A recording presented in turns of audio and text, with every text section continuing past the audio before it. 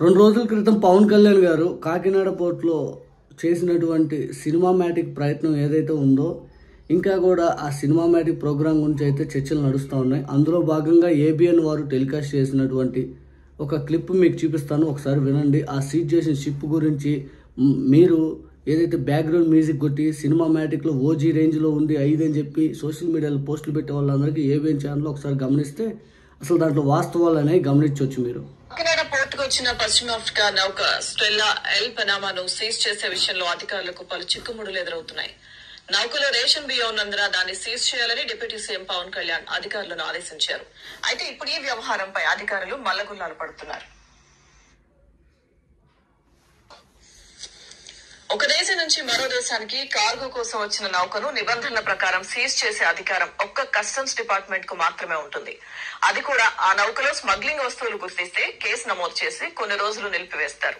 అయితే కాకినాడ యాంకరేజ్ పోర్టుకు వచ్చిన నౌకలో లోడైన రేషన్ బియ్యం స్మగ్లింగ్ కిందకు రాదని పోర్టు అధికారులు చెబుతున్నారు. కస్టమ్స్ చట్టం ప్రకారం రేషన్ బియ్యం స్మగ్లింగ్ జాబితాలో లేదంటున్నారు. అయిపోయా ఇక్కడ పవన్ కళ్యాణ్ గారు మీకు గమనించాల్సింది ఏంటంటే, ముందు ఆ బియ్యాన్ని మీరు అక్రమార్కుల చేతుల్లో పోకుండా ఆ పౌర సరఫరాల శాఖని ఇంకా స్ట్రెంథన్ చేయండి.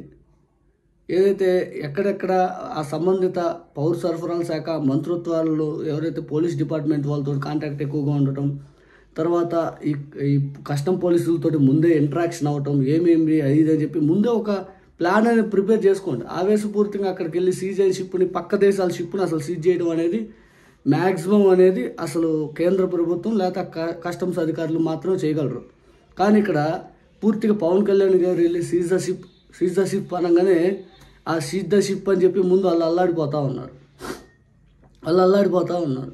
బికాజ్ ఎందుకంటే మీ సోషల్ మీడియాలో మీరు కొట్టుకోవచ్చు, మీ Janasena social media page official అంటూ సీజ్ ద షిప్ అని చెప్పి పవన్ కళ్యాణ్ గారు నిజాయితీగా అది అని చెప్పి ఏదో మాట్లాడేస్తూ ఉన్నారు.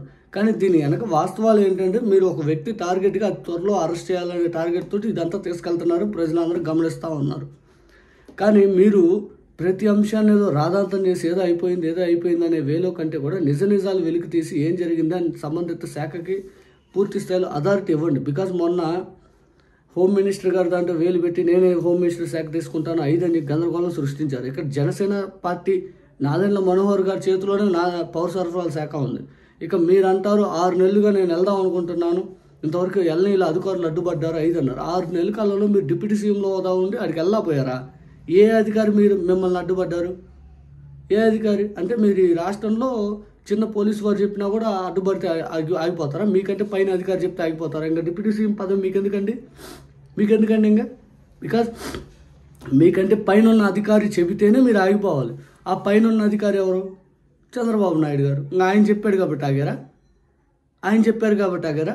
ఆ కాకినాడ వచ్చేది మీ ఎంపీ ఉదయ్ శ్రీనివాస్ పరిధిలోకి, తర్వాత పౌర సరఫరాల శాఖ, తర్వాత కాకినాడ రూరల్ కూడా మీ చేతిలోనే ఉంది. ఇంత పూర్తి స్థాయిలో మీ నియోజకవర్గాల్లో మీకు పట్టున్న ప్రాంతాల్లో అక్రమార్జన జరుగుతుంది 5 అని చెప్పి మీరు ఎలక్షన్ ముందు మాట్లాడారు, ఇప్పుడు మాట్లాడుతున్నారు. ఇంకా దానికి దీనికి తేడా ఉంది. సీజ్ ద షిప్ అంటే ప్రజెంట్ ఆ షిప్ ఉన్న పరిస్థితులు ఏంటిది, ఏంటి 5 అని క్లియర్ కట్గా చెప్పండి. ఏబిఎన్ వాళ్ళు చెప్పేది ఏంటి? అసలు డిప్యూటీ సీఎంకి అసలు రైటే లేదా సీజ్ చేయడానికి, ఎంత సీజ్ చేశారని ఏబిఎన్ వారు చెప్పారు. ఇక కస్టమ్ పరిధిలో ఉన్న వాళ్ళే సీజ్ చేయాలి. రేషన్ బియ్యం అనేది అసలు పూర్తి స్థాయిలో పక్క దేశాలకు తరలించేదని తప్పు లేదా 5 అని ఏబిఎన్ వాళ్ళు చెప్తారు. ఇక్కడ నవ్వులు పాలవుతుంది ఎవరు సార్? ఆ సంబంధిత శాఖ పూర్తి స్థాయిలో ప్రజలకు ఏ రకంగా డిస్ట్రిబ్యూషన్ అవుతుందో చూసుకోవాల్సిన బాధ్యత వాళ్ళది.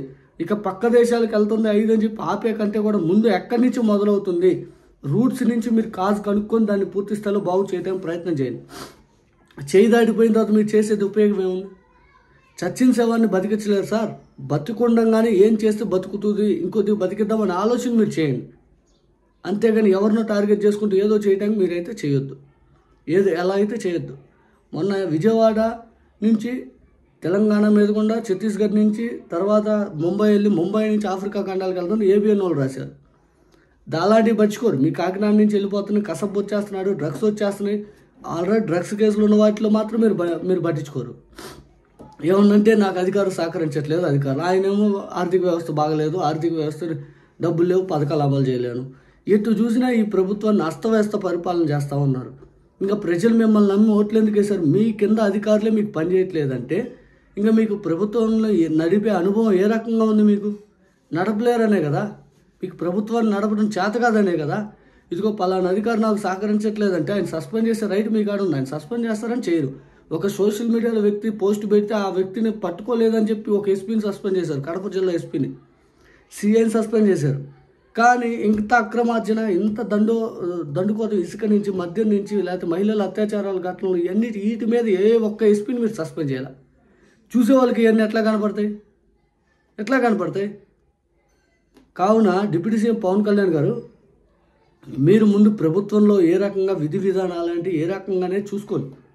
ఇంకా కూడా ఏమీ తెలియకుండా ఏదో ముందుకెళ్తాం మోసధోరణులు అంటే ఎట్లా సార్?